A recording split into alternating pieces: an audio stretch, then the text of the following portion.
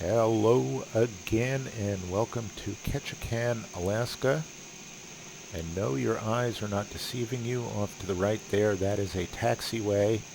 And yes, from where we sit, which is right down there at the docks with a couple freighters there off in the distance, it is all uphill from here. This airport is seriously, absolutely, totally weird and wonderful. It sits in one of Alaska's fjords. This is Orbx's Alaskan fjord scenery and Orbx's airport.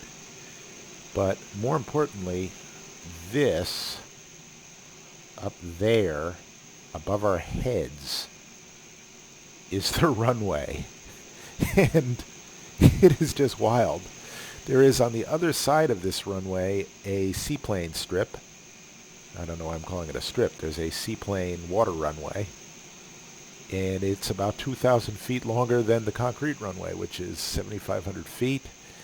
And if you can see right here, there's a control tower. Now, I'm not sure what it's good for other than housing the radios, because from that control tower there, I'm not sure exactly what you can see, but this is Alaska, and in Alaska, it is not only magnificent, but in so many ways, all bets are off. So let's just button up. We're going to be flying today from here in Ketchikan to Juneau, and the reason why we're flying to Juneau, in addition to transporting our load of VIPs, is because the weather sucks there.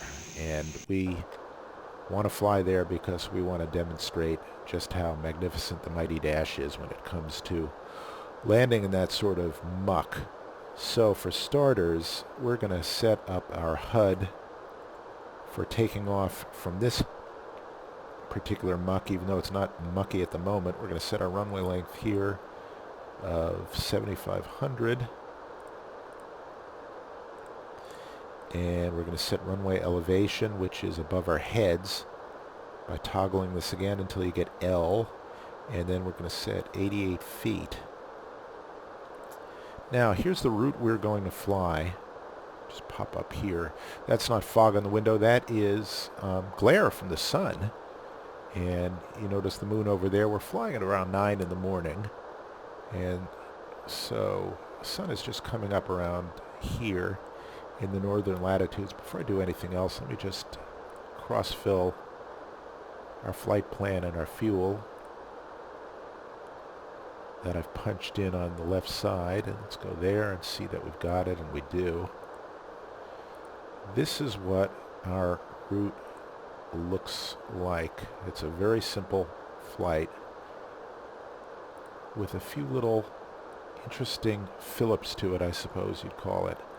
We are departing from here in this fjord in Ketchikan. We're going to fly out to this particular fix, and then we're just going to jump onto the J502 jet airway, and we are going to take it all the way to Sisters Island, which is our initial approach fix into Juneau. Now, Juneau, if you didn't know, features an offset approach. You fly to about here, and then you hook right here. And let me just show you the plate. The airport, you see the fix. We fly to Sisters Island, and then we take it from there. The fix will dump you off right about here on this little peninsula, and then the runway is off to the right, and there's curved guiding lights that are actually on an island right here and on an island right here. If we're visual at that point, our visibility is going to be low, and I suspect we're going to be somewhat below minimums. The other thing that we're going to be doing that is highly illegal, I suppose it is that we're going to be flying an approach that is not this approach. There is a what's called an LDA approach, which is kind of like an ILS approach, only it flies you and dumps you off to a point that is not a few hundred feet away from the runway, but instead is sort of a little kink off the runway. And that's basically an ILS approach when they can't do a straight ILS approach because of obstacles or whatever. This is the one published GPS approach for runway 8. Which is the RNAV GPS Victor runway 8 approach.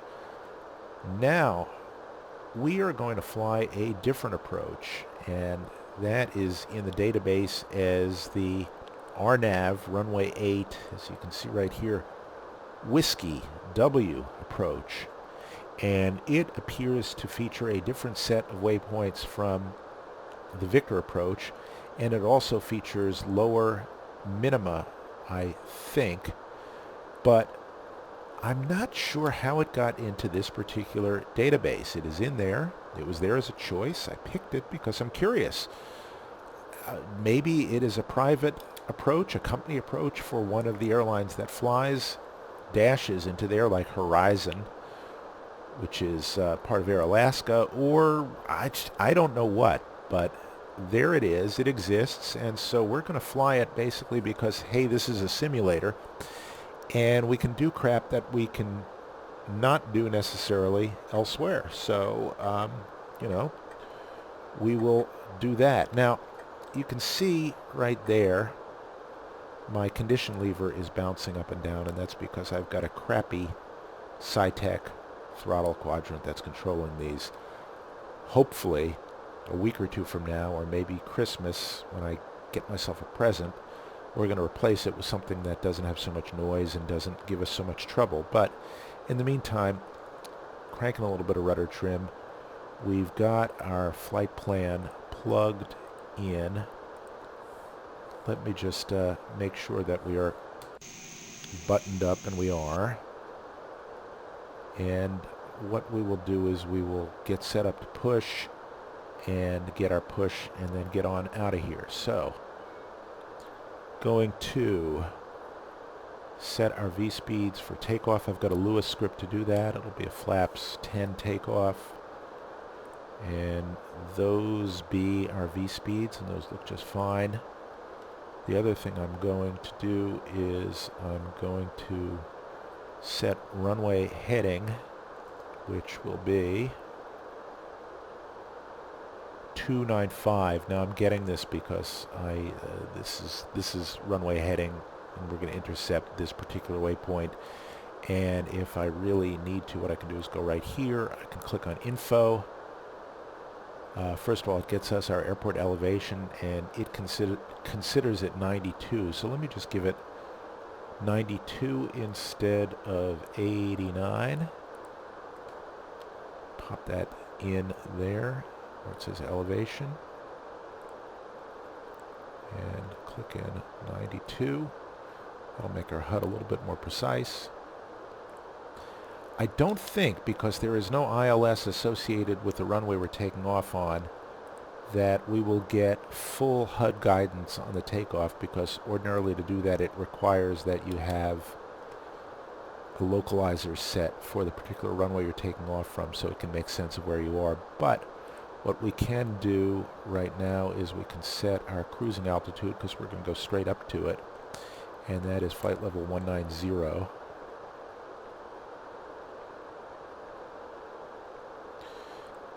And one of these days I'll get better at twiddling these knobs. We will be in alt cell and go around mode, which merely puts our vertical guidance right here at about a 10-degree climb. We will verify that our altimeter is set correctly for the weather, and it is indeed. We will crank in our takeoff pitch just while we can right now. And we're already fueled up. Yes, we are. Let's just do a before start checklist. Bus tie is tied. Heats are off. Turn the exterior lights, anti-collision lights to red. Bleeds are off. APU is on for the moment. We will turn our warning signs on, and we will make sure that our steering is off. And now it is. So we will call for push, and we're going to push nose right. So for that in the dash, you go to Data in the FMS, Services, and we will have a right-hand pushback. Ground, we are ready for pushback. We are ready now, please release parking brake. We have released the parking brake.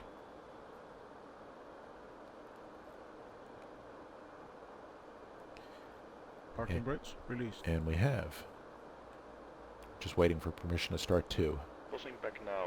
You're clear to start the engine number 2. Okay, so we hit start. Come downstairs. We move our crappy, noisy, look at that thing. Ah, hate it. Truly hate it.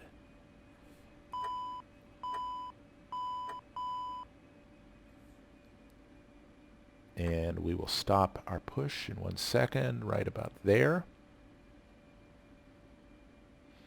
There we go. Complete, set the party brake. And we got a bad start because look at our lever. They're popping around.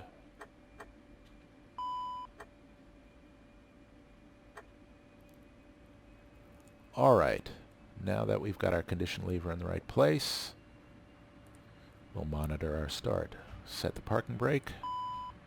Parking brake set. Can we get clearance at number 1? All right, that's finally coming up okay. The tow is free and clear of nose gear. Clear to start the engine number 1. Flip over to 1. Hit start. Come downstairs again. And move our crappy lever forward. Come on. There you go. I knew you could do it. We'll kill our caution and monitor the start. Temps and pressures are all normal on number 2, and number 1 is coming up nicely. The oil pressure is not there yet, but it will be. Now that we're on both, we can turn off the gens, turn off the APU, turn the bleeds to min and on.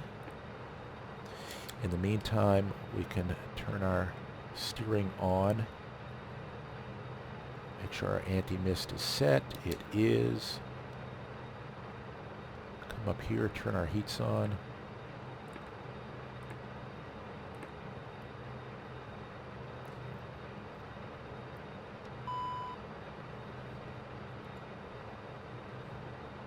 And that's the wrong switch. Turn these on. Untie our main bus tie.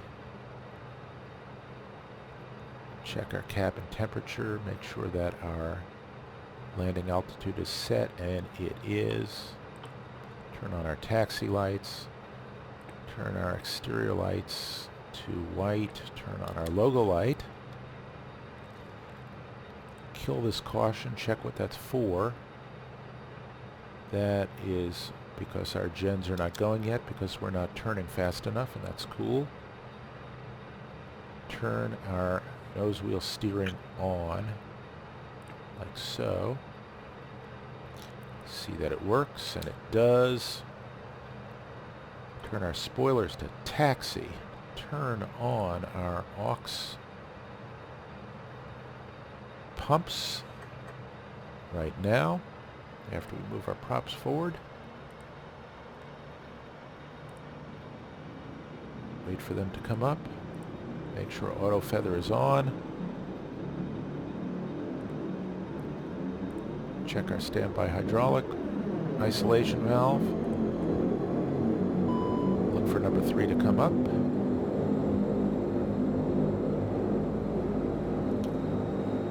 Turn it off, work the controls, look for it to come down. It does.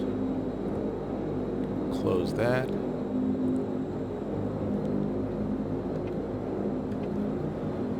Set our flaps.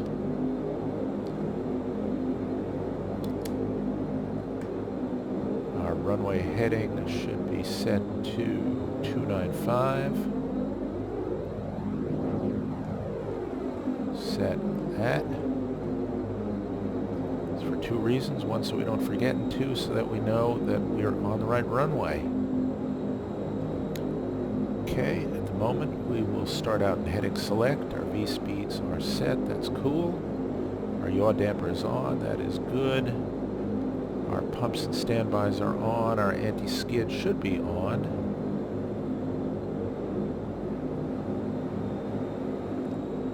And our prop de-ice for a moment was showing on, so what I did was I cycled it on and off until that cleared the condition on the panel. I don't know whether in real life it would do that or not, but in the sim it sometimes does. And let's get taxiing out to the active runway. Let's get going. Because I really want to get to Juneau, truth be told, before the fog lifts, so we can do a nice, crazy-ass approach. And I see that our nose wheel steering is not working, so turn that on. And we will climb up the uphill taxiway, which to my mind is just still wild as hell. Again, if you watch before, I'm doing my best to keep the props in ground beta range and not any higher. The other thing is I'm not sure whether this actually registers as a hill, whether we slow down going up the hill. Not sure we do. I don't think it knows what to do with hills, to tell you the truth. The speed still seems, the taxi speed still seems to be climbing even though we're going up. And you can see the altimeter is going up, so that part registers, but I don't think it registers the I'm on a hill part. I don't know. The many mysteries of P3D. Because you would think that climbing up this grade, you would have to add some power, lest you just get stuck, but it doesn't seem to be the case. It's very weird. It looks like we're on a hill, but it doesn't act like we're on a hill. What we are is approaching the runway. So, check to see that our approach is clear, and it is. We'll come up to the hold short line, which is right there in front of us.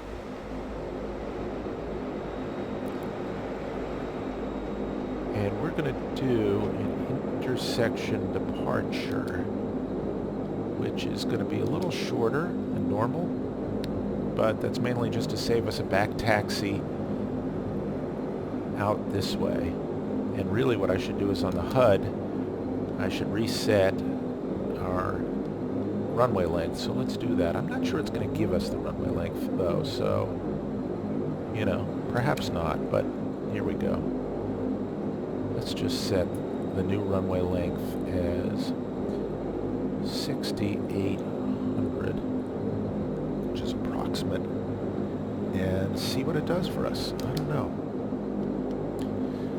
Alright, so as we take the runway, we can turn off our taxi lights, turn on our approach lights, lose our gust lock, make sure that our props are full forward. They are. Our trim is set. Our flaps are set. Altitude is set. Navigation mode set. We're in pink needles, which is where we should be. And it looks like this runway goes downhill, but I'm not sure whether it acts that way. So get ourselves lined up. And good. Okay, this looks kind of murky, so we're going to take off into IMC, which is good. Okay. Turn our spoilers to flight. Do one last check of trims, pumps, auto feather, flaps, nav, AFCS, caution panels are black, heats are on, bus tie is off, APU is off, landing altitude is set, passengers have been advised, emergency lights are armed.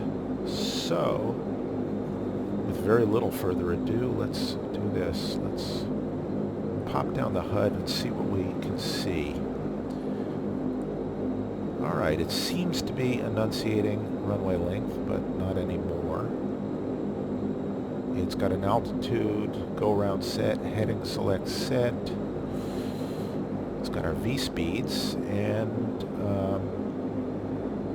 it's got our first waypoint in distance 2, and we're set for 295 for the heading. So recall, we're going to go 295, and then we're going to turn to 309 and go towards Doozy. So let's give that a shot. Strictly speaking, we probably don't need this HUD, and strictly speaking, it's not the maximum of what a HUD can do for us, but that was the trim being a little bit nose down. Takeoff power is set. We're looking for 80 and we got it. Looking next for V1 and we got that. And we will pull up. So smooth, these new controls. And we'll pitch up to right about there. Bring up the gear and get one last look at some really beautiful scenery.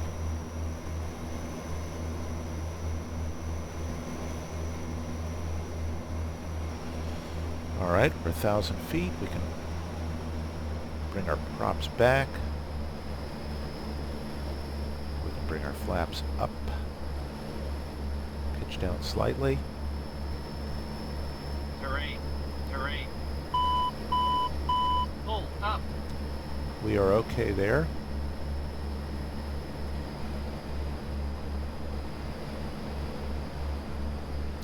That was just the mountain off to our left. And I'll set an IAS climb about there. And we'll pop ourselves into nav mode there. And follow the flight director, which in this case is our flight path vector, which is the little ball with wings, and the flight director is that little meatball that's floating inside of it right now.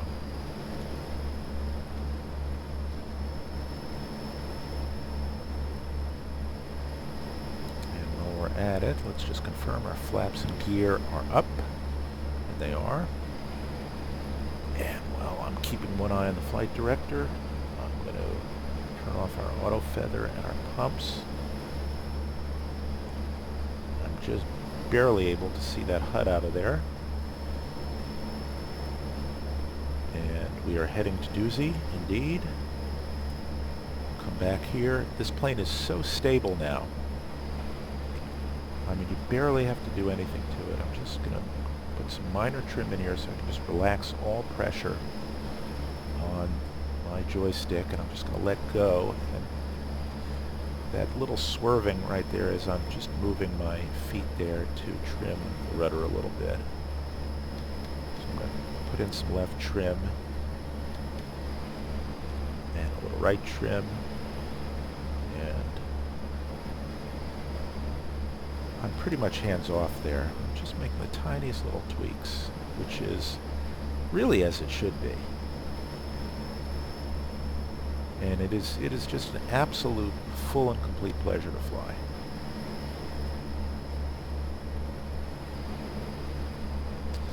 Again, we're 9,500 heading for 190. And we're 3 miles away from our next waypoint, it says. No, I'm sorry, 12 miles away. That 3.2 is we're climbing at 3,200 feet per minute, so we're doing quite fine. You notice I've got those two meatballs just sort of one within the other. And the reason why it's deviated off to the right is because there's a big-ass crosswind there blowing us that way. So in fact, my nose is pointing to the left of the track, and it's a little bit disorienting, I suppose, because the equivalent of the flight director, which is the flight path vector, and those meatballs right there are off to the right. So I am lining those up, and we are actually flying on this track that way, but my nose is pointing this way. So it can be a little bit weird. But it is just so damn cool.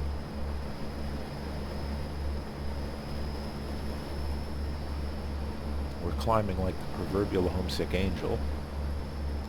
And I'm not kidding you, I'm just with the teeniest little, just couple fingered movements on my stick, which is a Thrustmaster stick. and a couple little tweaks with the trim here and there. I mean, I'm just keeping this thing absolutely on track and just not doing a whole lot of anything. What I am going to do is I'm just going to work on my rudder trim a little bit so I can take my feet off the pedals. We do have a yaw damper after all. It's not much in the dash, but it is something. And I'll just adjust a little bit right there.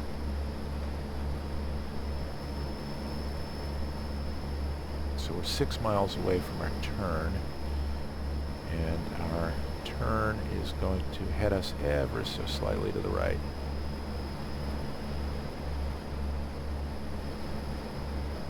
I'm sorry, ever so slightly to the north.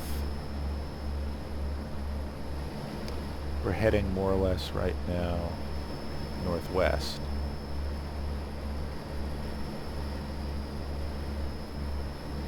And yeah, I'm practically hands off. I'm just making a couple tweaks now with the pitch trim. And I mean, we're just tracking perfectly.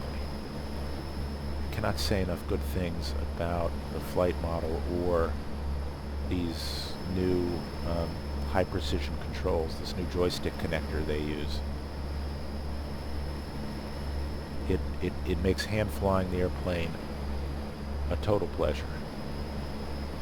Alright, coming up on 180, set standard altimeter. I'm going to pop in the autopilot right now. Get rid of this. Get standard altimeter. And there we are. Turn off our lights. Check out cell. 190. Looks like it's going to capture it. Okay. Turn off our logo lights. Let the passengers stand up. We've captured altitude. We've captured our new course, and we're basically going to be turning in a second onto J502 and taking that all the way up to our approach. Bring our props back to cruise. 850. There they are. And let me give you one last look at the fjord we left. That is pretty cool. Triangle of it.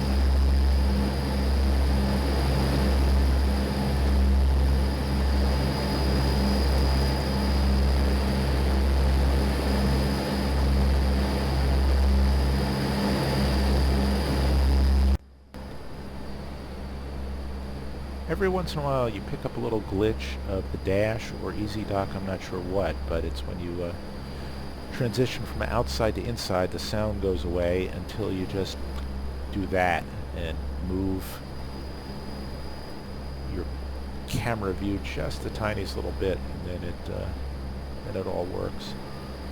Just going to check, make sure we've got nothing on the caution panels, so we're cool, and our cabin altitude is 5,000, which is well within limits, and that's good. And let's just quickly brief our approach, because we're going to be coming up on it soon enough. Before I do that, screw up the heading bug. In the name of hygiene. And again here, let me just show you the difference between what you see here and what you see in the HUD. You see here, our track is to the right and our nose is pointed to the left. And here you see our flight director is in the middle, but our track is actually off to the left. So this shows whether or not we're on track and what we need to do to get on track. This is kind of more reflective of what the HUD shows, which shows the track we're on, but also shows the direction we're pointing, because when you pop up the HUD here and you look at it, you'll see again, like the map, this is our heading and that is our track.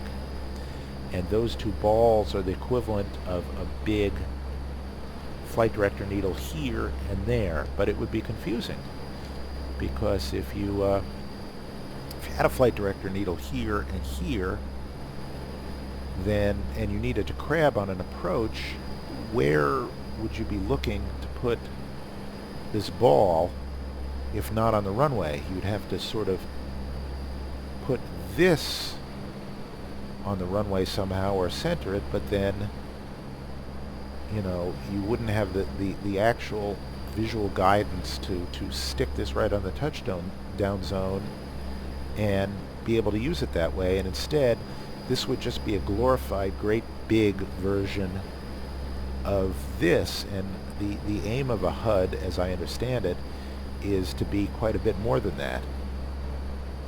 And so you can do things that this display doesn't, while incorporating, like this right here and this right here, elements of that display.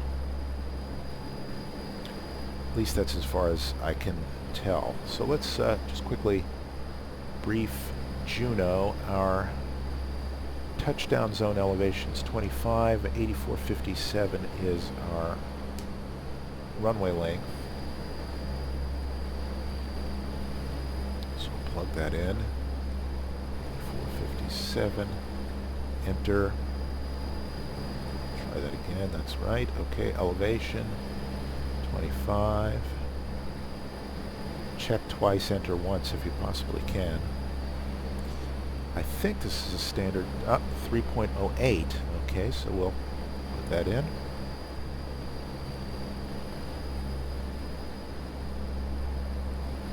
I do not know how much of this is going to end up being reflected in the HUD because we're in a sort of sub-optimal mode, because we're not going to be using an ILS, which this apparently seems to thrive on. So we're not going to get the full Cat 3 display on it, but I'm really curious to see what we do get. Anyway, before we do that, let's program in a descent, because we're going to be coming up on it pretty soon. Let's see. Jig me is at 3400, so we'll go back to VNAV. And we'll use jig me as our point for 3400, that's fine. Alright, so we've got 20 minutes till TOD, that's cool. And 309, which matches the rest of the approach, and that's cool. Now, I'm going to use as minimums these minimums, so we'll use 1900 feet. I suspect that in the name of doing any approach at all, we are going to be more than just illegal in that we're not going to have a published approach to work from, but probably we're also going to be illegal because we're going to descend below our real minimums. Now, I know from experience, and you probably do too if you fly into Juno, there's not a crap load of obstacles directly between you and the runway. There's that little peninsula there, but there isn't a mountain. There are mountains on the left-hand side and the right-hand side, but if you're aligned laterally, you're not going to have much problems. Now, that's sort of MacGyver justification. We're not flying anything in the strictly legal sense. In the strictly legal sense, we would either respect the minimums that are on the published approaches, or the minima even, if you're into Latin, or we would be flying a more precise, as in the case of Alaska Airlines and probably WestJet, I think they fly in there, and whoever else does. Most of them have now their own private company approach procedures, their RNP GPS procedures, and they've been validated and registered with the FAA, but they're not for everyone to fly. They're only for certain airframes and certain air crews with certain airlines with certain permission. We're going to pretend we've built one of those. I don't know what this particular approach is that's in the database, but I guess we're going to find out. So let's set in our decision height of 1900 feet while we can.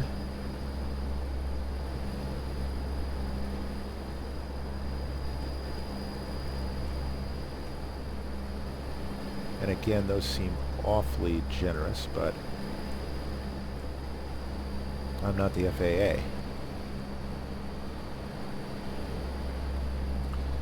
Alright, so 1900 feet decision height for that. I don't think we can arm our approach just yet. We cannot.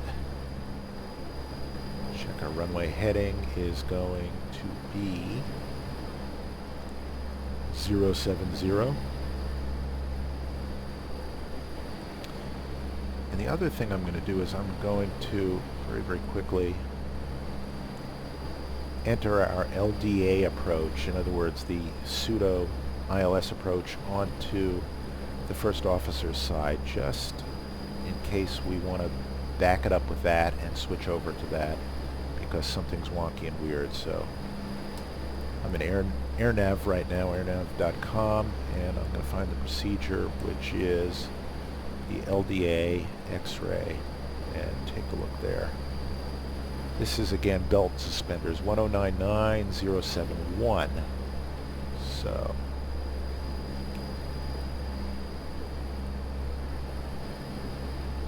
no reason not to have it, really.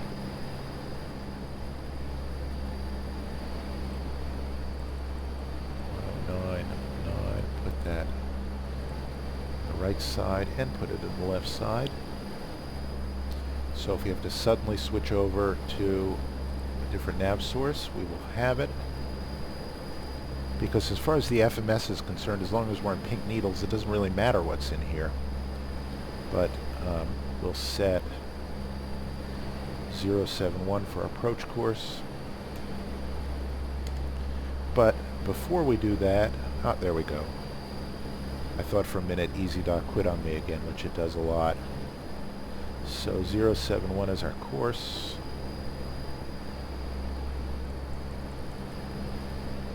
There it is. 1099. There it is. And I'll set it on this side, and the way you do that is by holding down the format key, getting a preview of your nav1, spinning the course to 071, verifying it, checking the plate, 1099-071-25, that's all in there, 109-071, boom, boom.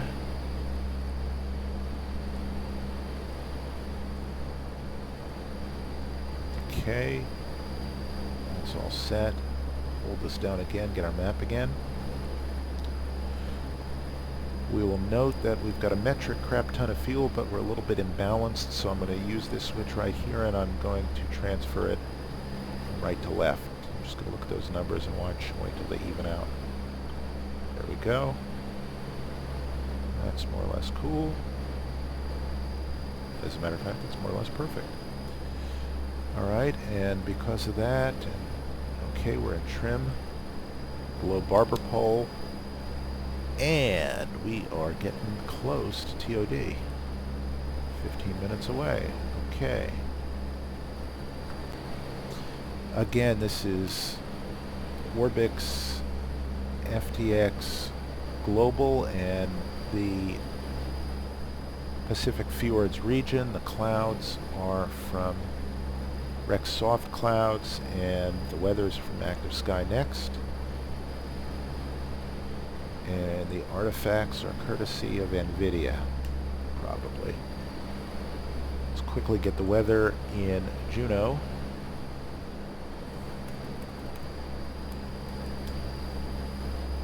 Good. Okay, foggy. Winds 060, which will be coming almost directly down the runway, which is great, at 6. Let's see what the ceiling's like. Okay, overcast at 1810, so theoretically at 90 feet below our minimum we'll be able to see the ground. Broken at 300, so we might not. Pressure 3037, so what we're going to do is put that in our standby right here. Once again, we are basically just breaking the law here, but we're doing it for a good cause, I guess. We're doing it for the children, let's face it. Isn't that what it's all about? the children, the kids, those wacky kids.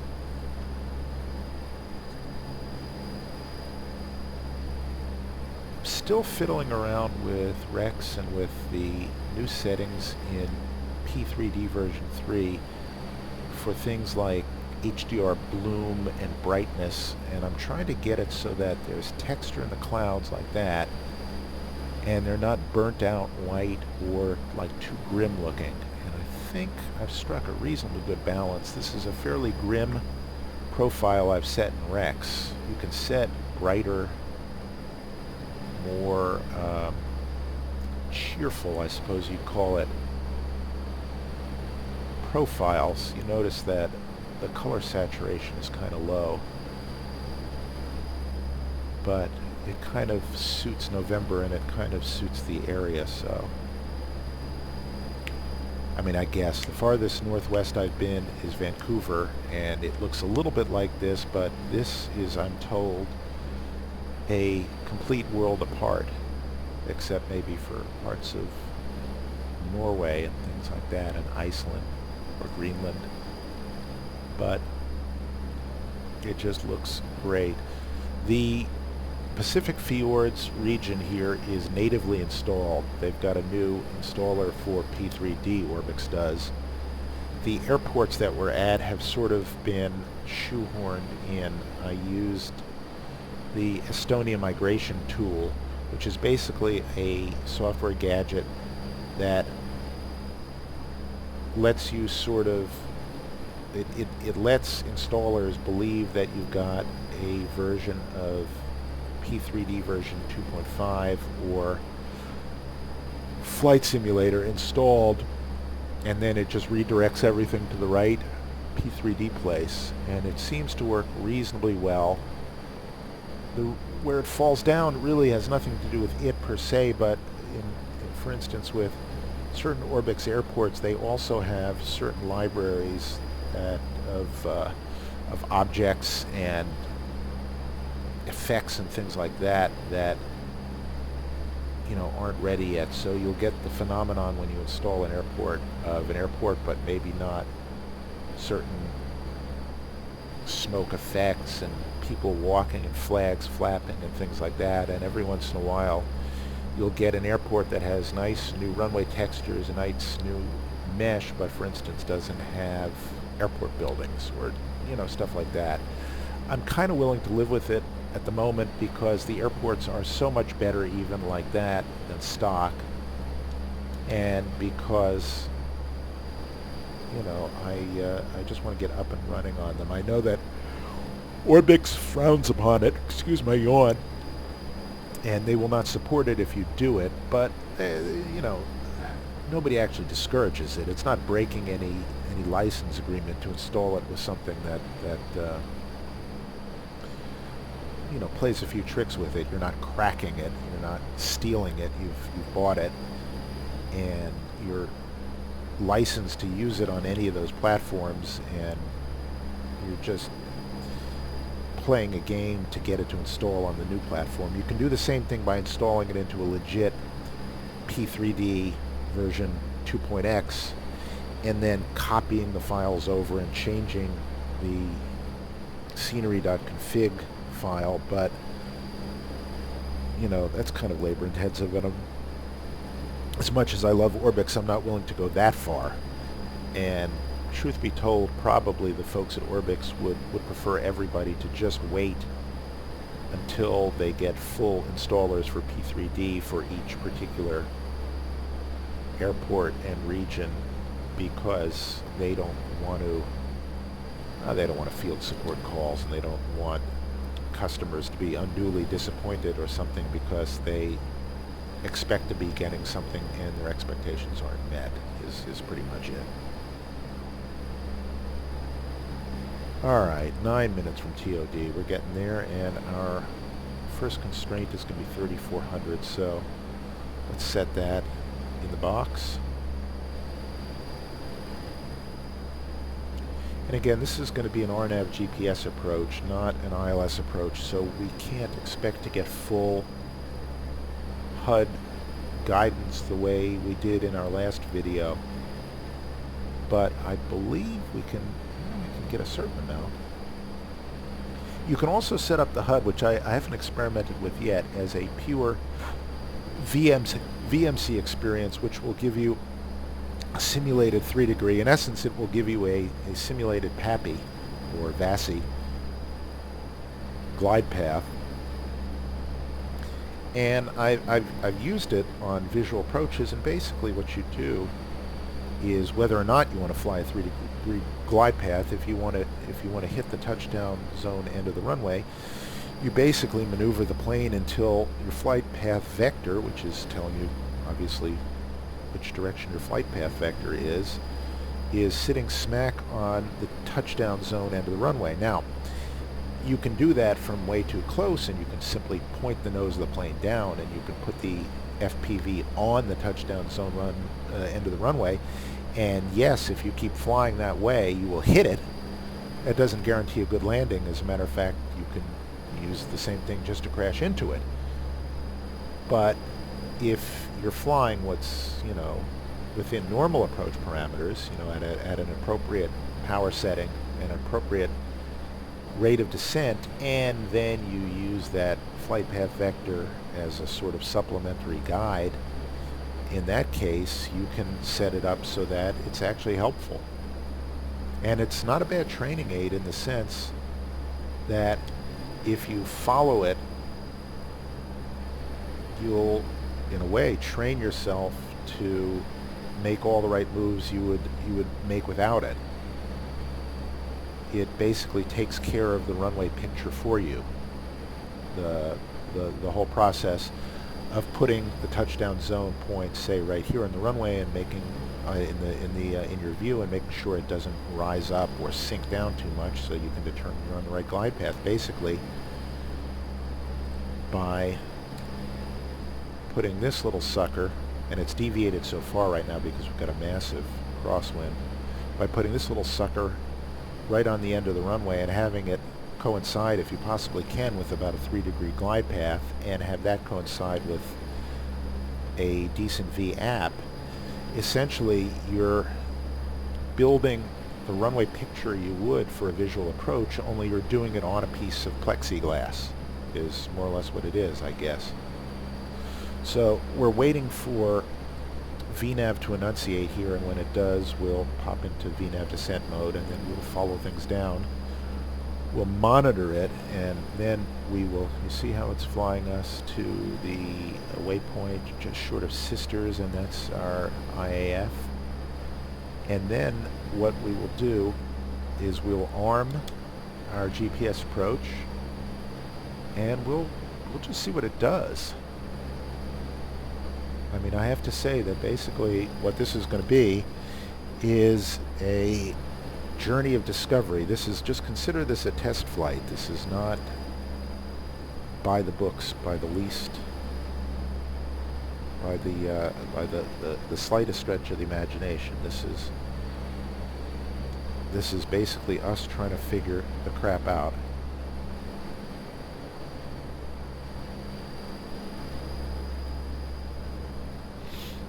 Let's take a look outside at what we're facing.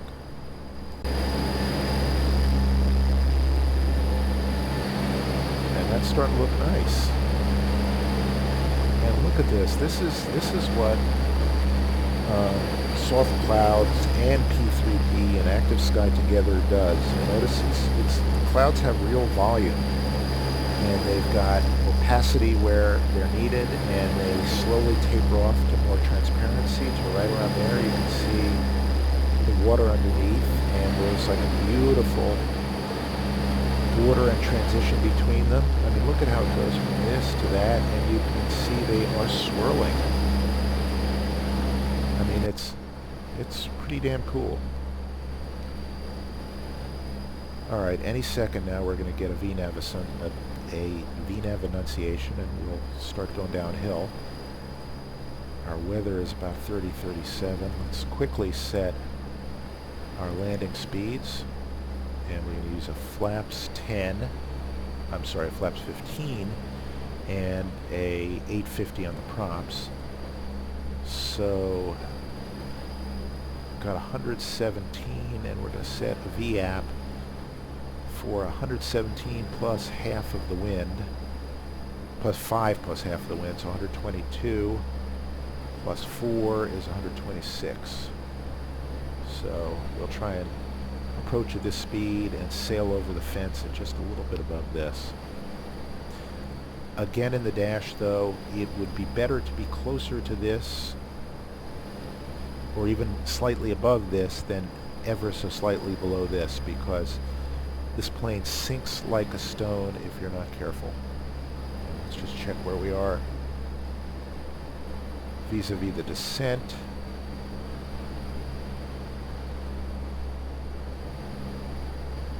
At any moment here, we should be getting a magenta scale and an enunciation. If we don't, at about 5 miles before, what we will do is we will set a target rate of descent, and we'll set probably about 1600 by the time we get there. You see how this is increasing? There we go, top of descent alert, and there it is. But what that little exercise there, as we hit VNAV and check that it enunciates, that little exercise there is just in case it screws up, and instead of going, oh shit, oh shit, oh shit, what's the plane doing now, what do I do? Instead you go, oh, I'll just click on V2 and I'll find out what it would do if it were actually doing it right. I'll set it myself, I'll go into vertical speed mode, and I'll just do it that way. So, you know, there's always that. Just monitoring the nav page to see when I can arm our approach. The answer is not yet. I don't know exactly what the rules are governing it, but there you go. And we'll see we're coming up on hoods, and Jigme is, let's just do a quick distance. 36, 37, 57, let's make it 60. And 60, we could go down 18,000 feet, and we only have to go down 19,000 minus 3,000 is 17, minus 6. Okay, so we're well within parameters there. Again, what we'll do is we're going to wait for this needle to come down, and then we're going to ride the barber pole all the way down. Before we do that, let's seat the animals. And everything else is nominal. Nothing here yet. Navigationally, we're on track. Let's just quickly check our weather. Juneau is now 30:37. It's still 18:10 and overcast. So, still 30:37. Okay, cool. Just another sanity check. We'll also double check that we've set our altitude 3,400. And once you set your initial constraint in VNAV mode, and we're going to stay now in VNAV and LNAV mode, it will continue to generate a path for the constraints at each subsequent waypoint. So there's 3,400 there, and 2,200 and 1,260, and then runway elevation. And we've captured, and in a second we will point downhill and the speed will go up quickly. So there. And speed climbs, so let's just pull the power back. That's my speed trend, by the way, that little arrow there. A little arrow means it's ticking up slightly, and a big arrow means it's going up a lot, and the arrow points to, I believe, where it's going to be 30 seconds from whenever it does, but somebody can correct me on that, because I'm probably wrong. As we roll off the power, we're going to need to take away some of that right rudder trim, so we will. And we're just going to come barreling on in as fast as we can, because this is Alaska, damn it, it's the frontier. And you see in our nav page we're going to arm the approach, so we will.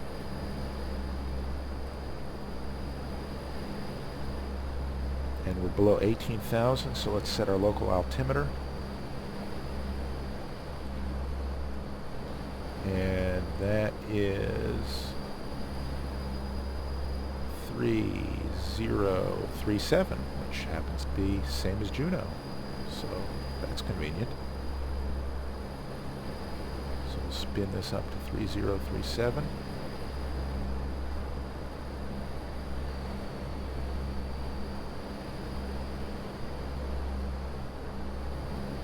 And that, of course, puts us above profile because all of a sudden we just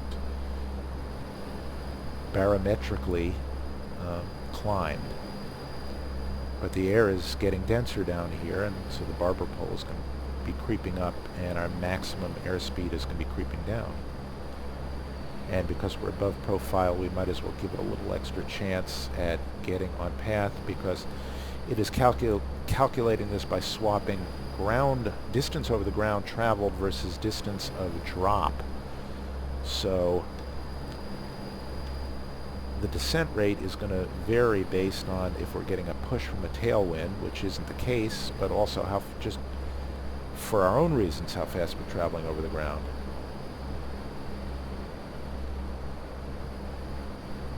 And this is going to be interesting. So we're going to fly this whole approach on pink needles. And in the words of the great Flight Sim 481 on YouTube, I believe that's Rich is his name, who's a great real world as well as fake world pilot. Let's see how we get on.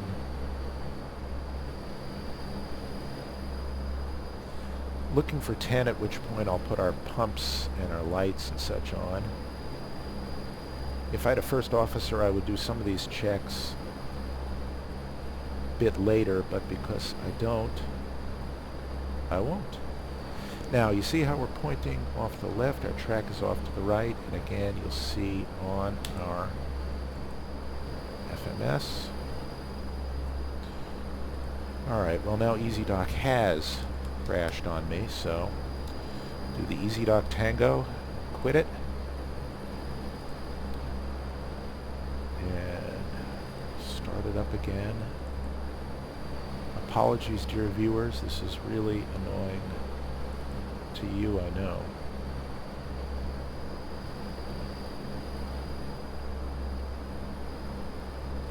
Watch it start up. There we go. Oh, please. There we go. Okay. Yes? No? Oh, this is novel. Alright. Maybe I have a sticky key. I wonder.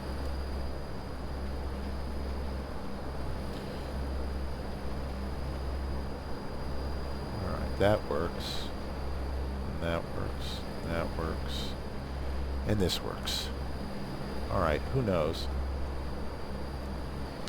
But let's watch it on the HUD for a moment, shall we? The other thing I'm going to do is put up my little cheat, and since ice is detected, we will turn on boots and open our doors. I'm not going to change my rev speeds because I think we're going to be fine by the time we get through it. Alright, at 10, on come the lights. Stick the bleeds on min. Put the pumps on. And notice how we're coming down at about 3.08 degrees, which is exactly what we said. Rate of descent is right here. Let me just show you what it looks like in an IMC mode, which is a just slightly less cluttered mode. That moves our speed right to there and keeps a bunch of other things, but you lose the HSI. So for the moment, though, I'm going to put it in our primary mode so I can have those other things sort of where I'm accustomed to seeing them. And we're going to just sneak below 250.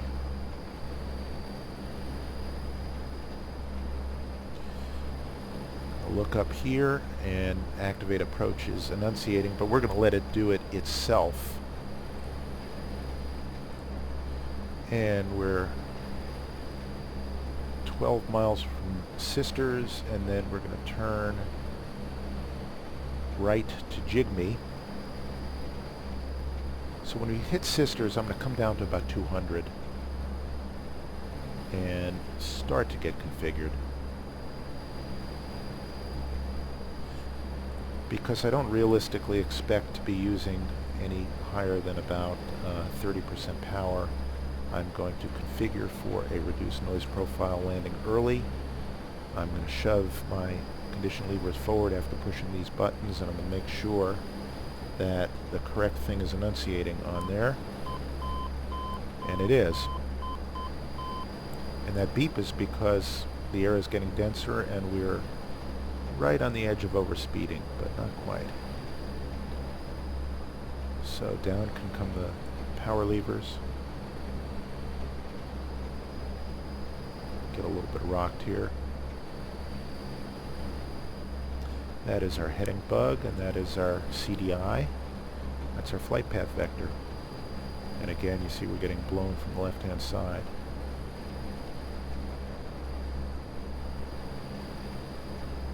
Now it doesn't enunciate the name of the waypoint. I wish it did, so I'd be able to better tell where we are, but I think we're coming up on Jigme. Double check. Now we're coming up on Sisters first, okay. And once we hit Sisters, we've got 5 miles to go, so about 1,500, 1,600 feet. So we really need to hit, Sisters at 5,000 is the hope. And look at those wispy clouds. That's pretty damn good. I mean, look at that. Let's go check our frame rate here. And it's, you know, in the 30s, 40s, 50s, so it's just wonderful. We're on VNAV profile. And I'm going to put up my little power cheat here. Just tweaking our levers a little bit. Try and get them even, so I don't have to trim too much with the rudder.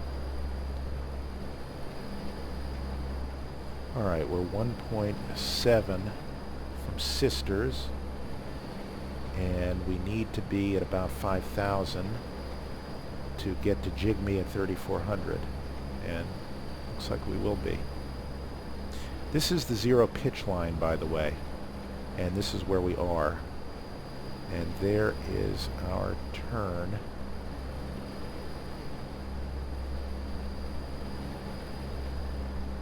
To Jigme.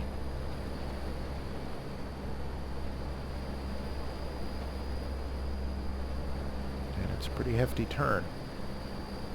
We'll probably run a little bit wide of the mark, I'm guessing. Let's pop up our map and see. Yes, and that's not unusual. Spin our heading bug right around to runway heading. So we have a guide here, 070.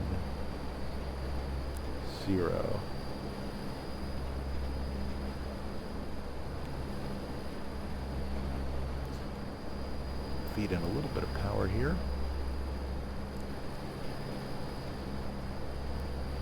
At a nice, comfortable speed.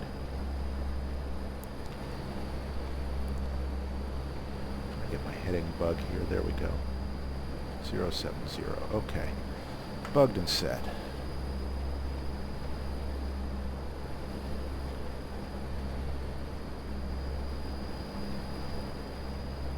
And let's see what this approach is going to do for us.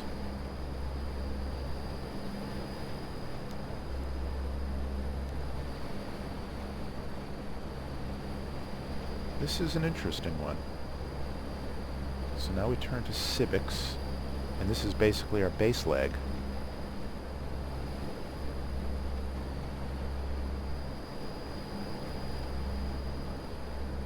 And because we're on our base leg, let me just put in our first notch of flaps.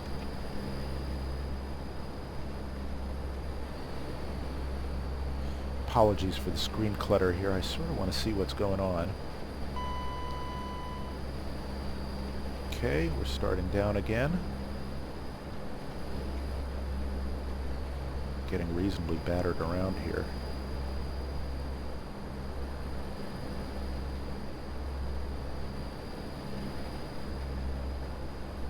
Now, because the shadows and the light, there's a little bit of an illusion. I mean, we're not really getting hammered too hard.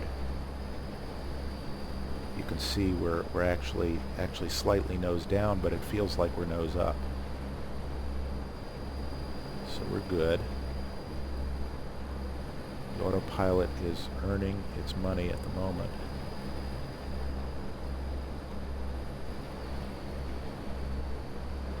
And we're on our base leg here.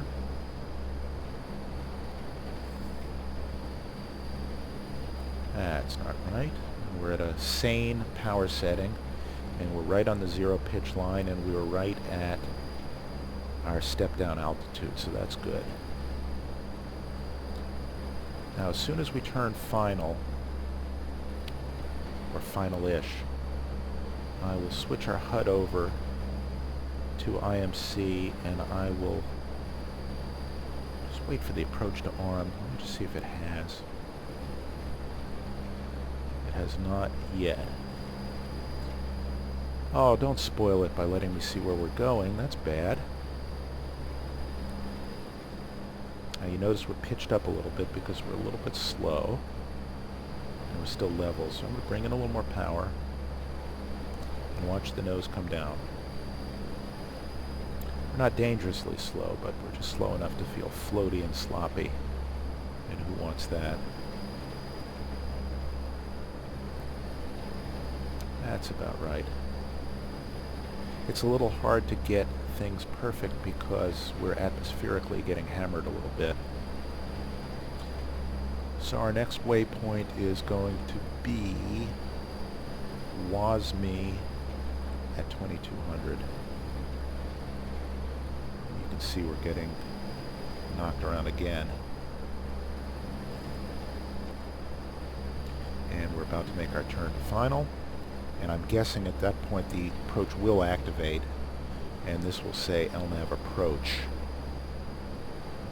I could be wrong. Okay, so here comes the turn, and yes, it does say LNAV approach, so let's go down here, turn this mode to IMC, come back up, have an uncluttered display. I'm going to put down our gear. And now it's going to show deviation from our speed target. And I'll pop up our power levers so I can see what I'm doing. And again, what we are doing right now is an illegal approach. Make no mistake about it. But we're doing it in the name of science. And until we get out of this bouncing, I'm not even going to try and fly this myself. Put down our next notch of flaps. Come off the power a little bit more.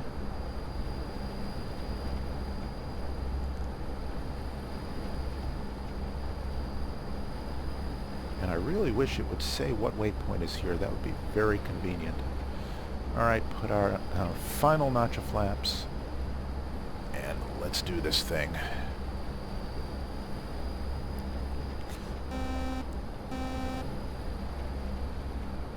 Now let our speed come down just a little bit.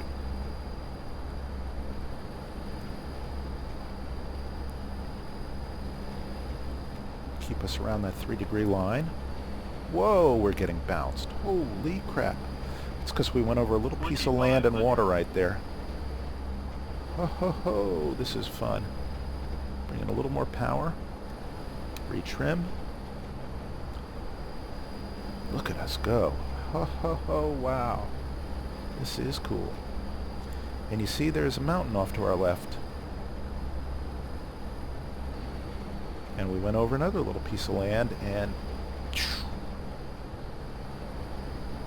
what I'm doing throughout all this is I'm not trying to overcorrect. I'm trying to maintain a fairly reasonable pitch input And as long as the convection doesn't hammer us 100.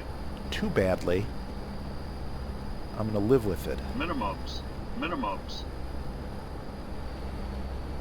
Can't see a damn thing, but we'll just follow the flight director.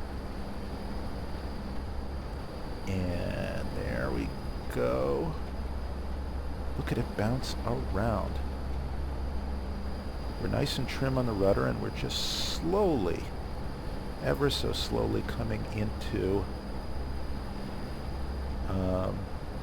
accordance, I suppose, with the needles.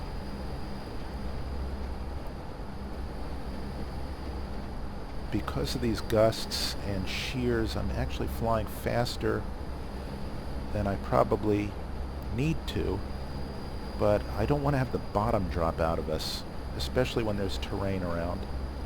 So you notice how the ball, the flight path vector, is hammering all over the place, but the two meatballs are still reasonably aligned.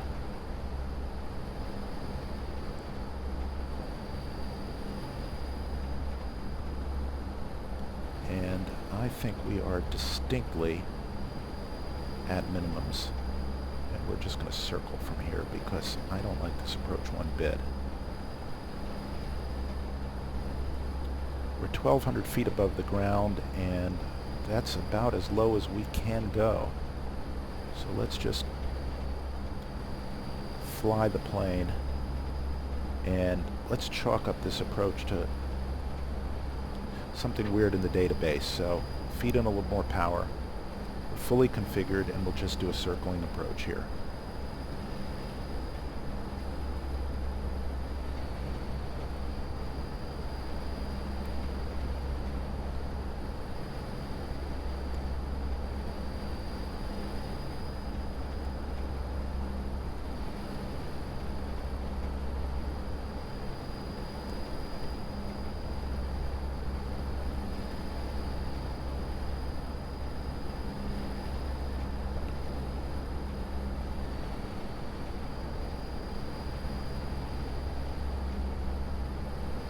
Aha.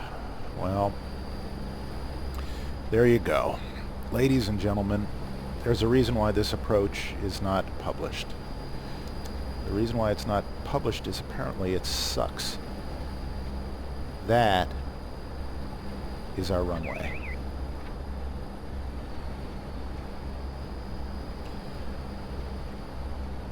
And it's a good thing that conditions 1,000. weren't too bad, because we would be in a world of hurt if they were.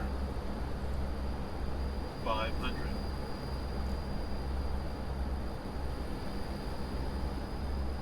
Now we could circle around and do this again, but I think I've had enough of a good thing for the moment. So I guess that's lesson 275, which is fly the published approach. But can't say it wasn't fun. So we're right at our VAP right now. And there are no pappies that I can see. 100. And the runway texture looks really weird. Alright, well this is 50. certainly 40. fun. There are holes in the runway. 20. Oh boy. Oh, this could... Here, I'm going to hop over this hole. Let's hop over this one and we'll drop onto the next one. Oh boy. 20. 10. Oh no. Let's get over that one. What do I do? What do I do? What do I do? I'm going to land on the taxiway. There are no holes in the taxiway. Alright. Well, ladies and gentlemen, first of all, you're watching an incredible display of the new Majestic Q400's controls, because I'm flying this thing with razor precision. Somewhere I hope Bob Hoover is smiling. Let me just get reconfigured for the landing here. Criminy.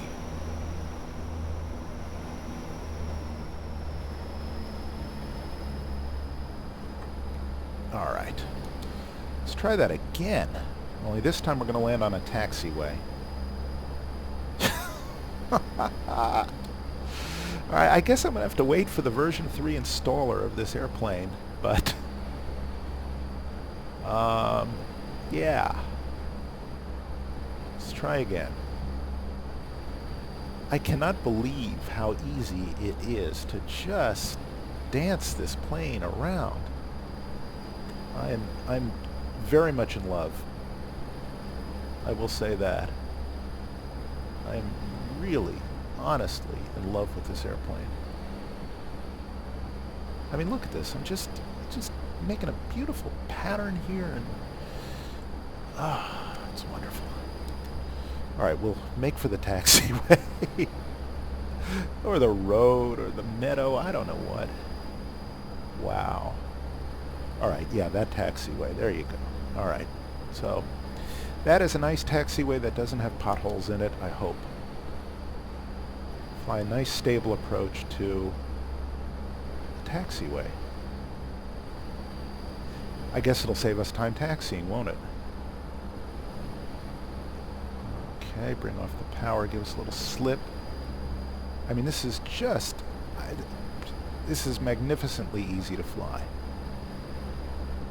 I mean, it's, dare I say, it's majestic. A little more of a slip. God, it's beautiful. Look at those holes. Look at those. It's elevation problem, I mean, obviously, but, and they'll fix it, I'm sure. All right, let's take out our crab. And there we go. Give me some guidance here. No? Yes? No? Okay. No. Oh, don't float. No. Don't do that. There we go.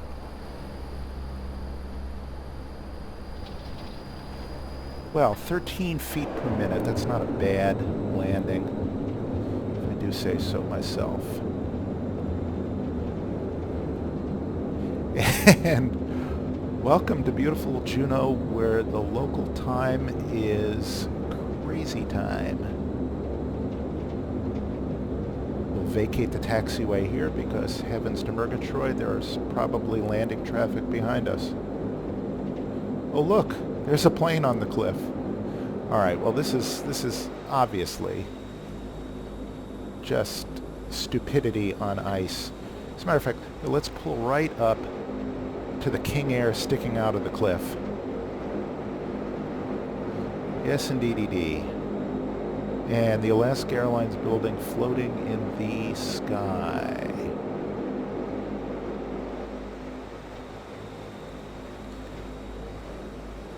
And with that picture that Salvador Dali would be proud of,